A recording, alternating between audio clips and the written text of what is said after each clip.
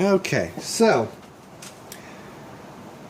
after the video about making this little thread chasing tool, well, my oddball thread chasing tool, I should say, the Eddies, I can't remember the guy's name other than his channel name, the Eddies anyways, he had suggested that possibly this internal thread, or this thread, might be 1/4 by 32.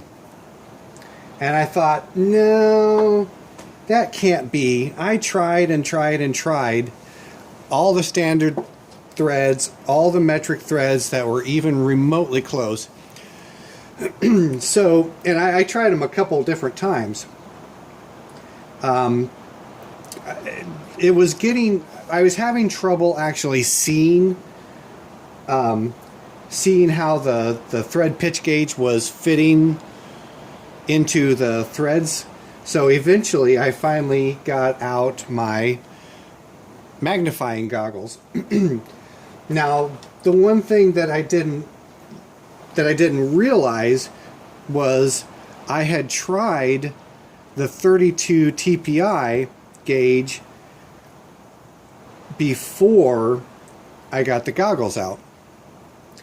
After I got the goggles out, I started to stumble onto the possibility that it could be metric. And so, come to find out, the Eddies was right. I was wrong. I was just about to email him back, or not email, but respond to his message or his comment earlier this morning and say, no, I tried it a few different times. It definitely isn't 1/4 32. Well, I'm glad that I didn't bother to post that, because sure enough, I was wrong and he was right. The kicker is, and I don't think this will show up on the video or not, but so this is my 0.8 metric. This one is 32 TPI. Now I was working with about this much, and under those circumstances, these two gauges fit together perfectly. But when you engage this much of them, they just barely don't fit together. So therein lies part of the problem why I didn't catch this. But that is a perfect fit. Absolutely perfect fit. So anyways, long story short, I'm sorry, it's already a long story. I doubled back and I made another thread chase out of aluminum this time. Now, I did the threads single point, and I kind of goofed them up a little bit, but I think it will still actually clear gunk out of the valves. So I think it'll still work. If not, I'll go back and I'll make another one out of brass or steel or whatever. And since I haven't got my knurling tool set up yet, I needed a little bit of extra grip on this thing. Basically, I just took my Robo Grips and just, grrr, in a little bit of extra grip on it. So, and then took my Dremel tool and cut a couple of grooves in it so it had sort of teeth, I guess you could say.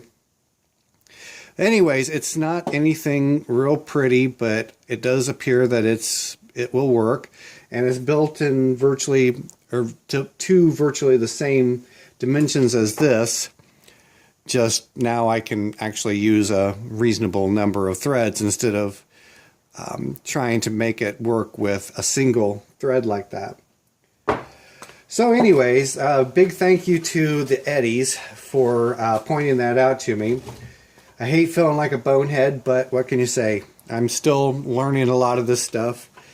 And I mean, it certainly should have really stood out to me that why on earth would I have something on a machine designed in America during the early 70s that would have metric parts on it.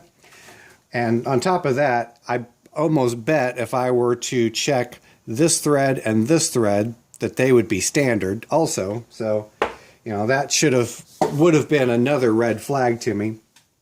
So anyways, big thanks to him. There's one other thing that I stumbled on. For whatever reason, it was in my my feeds, my suggested feeds today, is a video under the guy's name Ian Davis. And I'll try to remember to put a link in the description to his channel, and more specifically to one particular video.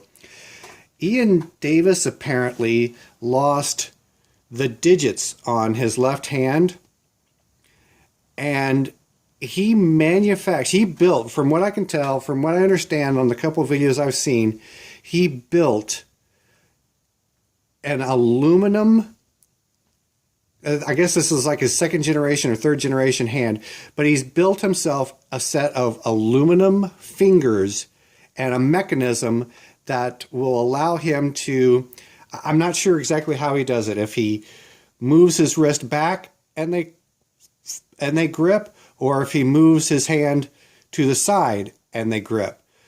But the mechanism itself is absolutely spectacular. And I can just imagine that if a lot of you guys out there are like me and really get a big kick out of any sort of mechanical contrivances that people come up with out of the blue, I really think you guys will get a kick out of seeing at least some of his videos with regards to that. I know I just exclaimed after seeing it, like, oh my God, that's awesome. You know, that sort of thing. It was that good. I mean, it's right up there with Mr. Mechanical's mini Caterham build. It's one of those things that I guess I could see myself doing the exact same thing if I were in his shoes. Now, granted, I don't know the backstory, how he lost the fingers or whatnot, but he clearly, I'm assuming, has some sort of engineering background or fabricating background. But the guy's got all kinds of skills. So if you guys get a chance, definitely head over and check that channel out. I think you'll be very happy, at the very least, to see that particular video about his mechanical fingers. I mean, honestly, it's so cool. I'd almost like to have one just to play with. But anyways, I think that's it for tonight. I didn't get much accomplished other than this. I had a Dodge minivan come in that I had to double back on a little bit of a repair that I'd done for somebody, and just kind of been battening down the hatches today, waiting for the rain to come. So anyways, weather's cooling off. Hopefully in the next few days I'll start doing some more welding related projects. But otherwise, beyond that, I got to get this workbench cleared back off, since this project's going to be wrapping up. And I'll let you guys go.